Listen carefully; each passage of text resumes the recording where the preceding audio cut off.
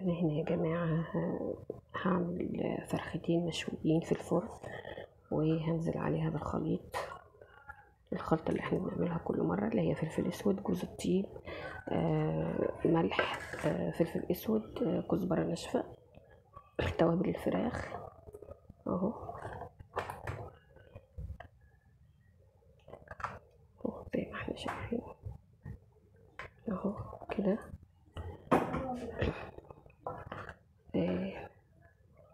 اهو زي ما احنا شايفين. نجيب الفرخة التانية طبعا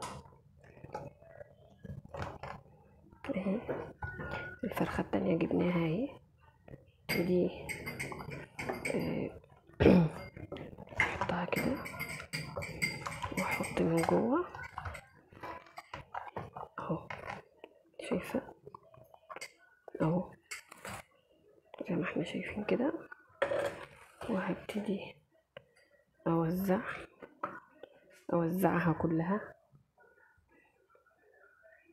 على كل حتة في الفراخ.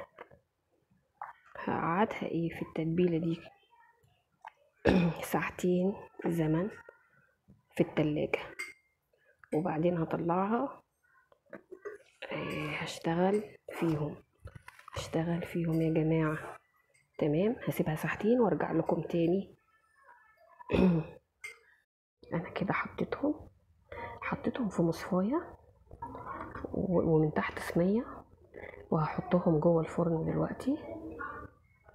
تمام، عشان ينزل الدهون اللي فيها وتستوي بسرعة. وكمان هحط مية في الصينية عشان البخار يسويها. تمام اهو الفراخ اهي اهو يا جماعة، زي ما انتوا شايفين الصينية من تحت، والصينية اهي فيها مية والفرن شغال، وهما محطوطين في المصفاية، وهنقفل عليهم الفرن لغاية ما يستووا، وبعد كده نبقى نشوف.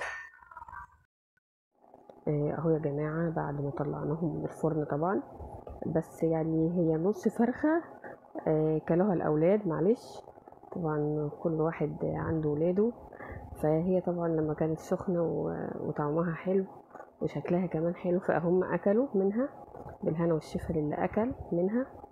وبكده انا اكون خلصت الفرخة اهي، ادي دي الفرخة ودي بقية الفرخة التانية. انا عملتهم طبعا زي ما قلت في صينية، وحطيت فيها مية من الكتل، وبعدين حطيت مصفاية من فوق وحطيت فيهم الفراخ، وعملت رز النهاردة. وهي دي كانت أكلة النهاردة، وبالهنا والشفا، واشوفكم فيديو جديد ان شاء الله. مع السلامة.